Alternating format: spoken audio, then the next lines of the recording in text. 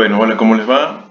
Este es un video complementario para la explicación del problema 4 que estábamos trabajando, el problema que nos habla de un vaso lleno de vino blanco, plantea el problema, pero bueno, en la discusión vamos a, vamos a ampliar la cosa un poco más.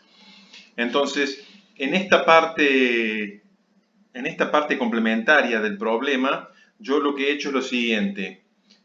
He dibujado, visto desde arriba, un cilindro macizo de algún material que puede ser vidrio, también podría ser agua si tuviera algún recipiente que lo contenga, pero en principio un cilindro macizo visto desde arriba. Entonces, visto desde arriba es un círculo, ¿no? Y entonces aquí tenemos en la parte externa aire y en el interior un material que podría ser vidrio u otro similar, pero que tiene índice de refracción mayor que 1, ¿no? Y entonces yo quería que viéramos muy cualitativamente,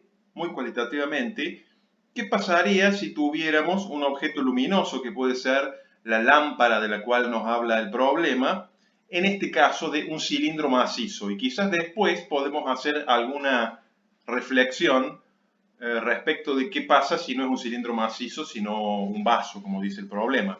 Entonces, si esto fuera un cilindro macizo y lo estamos viendo desde arriba, todo el razonamiento que vamos a hacer vale para un corte de ese cilindro perpendicular al eje. Después tendríamos que analizar qué pasa si cortamos a lo largo del eje del cilindro, que la situación es otra, porque esto es un cilindro y no una esfera. Pero empecemos por trabajar con el cilindro macizo.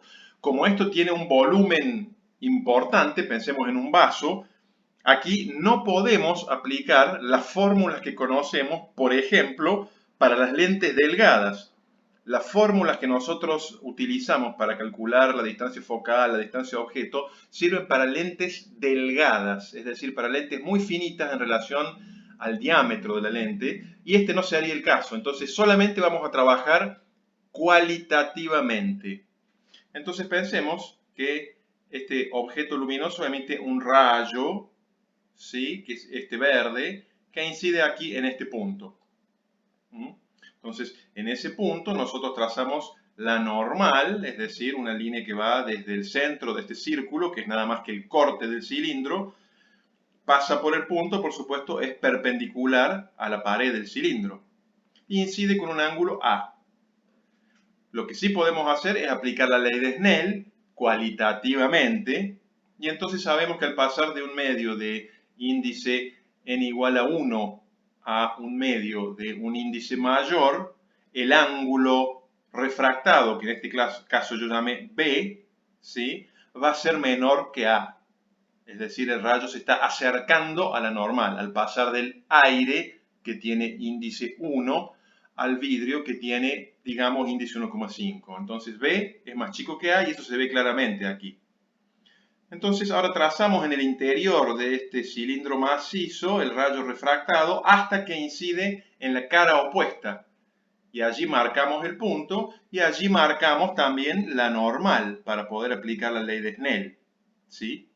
Fíjense que por construcción, como el corte del cilindro es un círculo, bueno, el ángulo con el cual va a incidir el rayo refractado en la segunda superficie respecto de la normal es B, es igual al ángulo de refracción en la primera superficie. Y siendo que el índice de refracción, los índices de refracción son los mismos que en la primera superficie, nada más que invertidos, lo que se sigue es que cuando este rayo se refracte, el ángulo de refracción, el ángulo con el cual emerge, bueno, va a ser igual porque la igualdad de la ley de Snell es la misma ecuación la que tenemos que plantear aquí y aquí. El ángulo con que emerge va a ser igual a A, ¿sí? Este ángulo le he llamado A porque es igual a este otro ángulo A. Por supuesto, en esta primera superficie el rayo se acerca a la normal y en esta segunda superficie en que está pasando de aire, de vidrio a aire, el rayo se aleja. Pero con un ángulo A igual al ángulo con el cual incidió. Pero claro, las dos normales, esta y esta, no son paralelas entre sí. Entonces, aunque el rayo emerja con un ángulo igual al ángulo con el cual incidió, no emerge paralelo al rayo que incidió, porque las normales forman un ángulo entre sí que es este. Entonces, el rayo se refracta dos veces, ¿sí?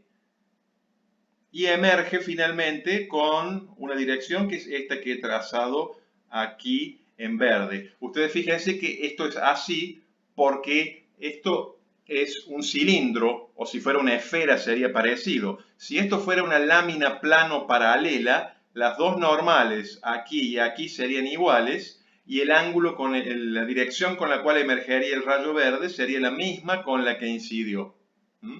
Yo sé que esto puede parecer medio complicado, pero es interesante pensarlo.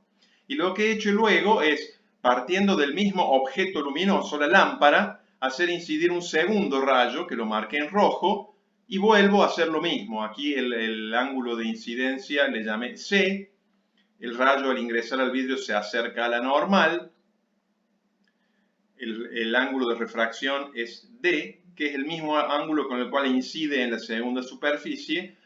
Al refractarse en la segunda superficie se aleja de la normal, entonces emerge con un ángulo C respecto a la normal en este punto. Lo interesante de todo esto, ¿qué es? Lo interesante de todo esto es que rayos que divergían porque salían de un determinado objeto que está a una distancia cualquiera, más o menos cercana, al atravesar este cilindro convergen aquí en un punto y por lo tanto en este punto, según este gráfico, se formaría una imagen real, por eso dibujé la estrellita, de este objeto luminoso que está aquí.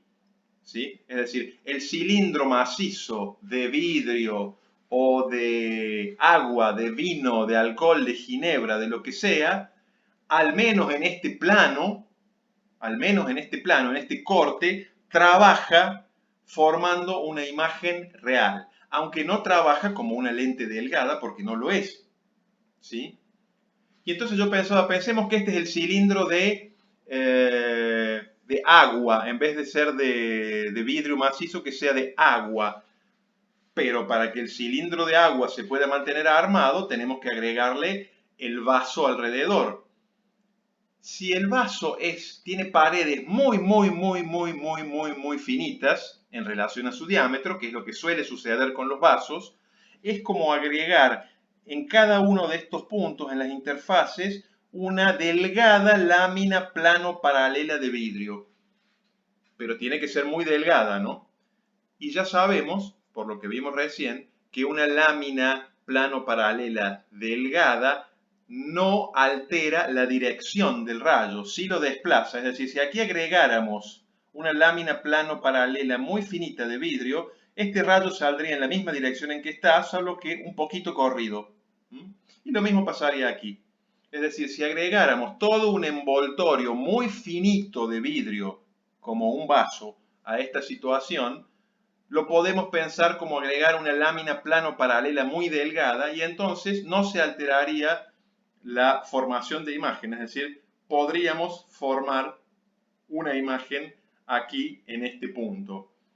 ¿Con qué líquido? Con algún líquido que claramente tenga un índice de refracción mayor que 1, como el agua, como el vino blanco, que la podemos pensar como un poquito, una gran proporción de agua y un poquito de alcohol, y el alcohol tiene un índice de refracción apenas superior al del agua, con ginebra, con lo que ustedes quieran, con alcohol puro, con lo que seguro que no podemos formar una imagen aquí en este punto es si el vaso está lleno de aire, porque si el vaso está lleno de aire, este rayo aquí no converge, sino que seguiría con la misma dirección, y en la segunda superficie el rayo tampoco alteraría su dirección. A lo sumo se desplazaría al atravesar el vaso si lo consideramos como una lámina plano paralela delgada.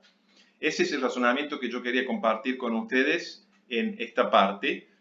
Espero que haya quedado claro.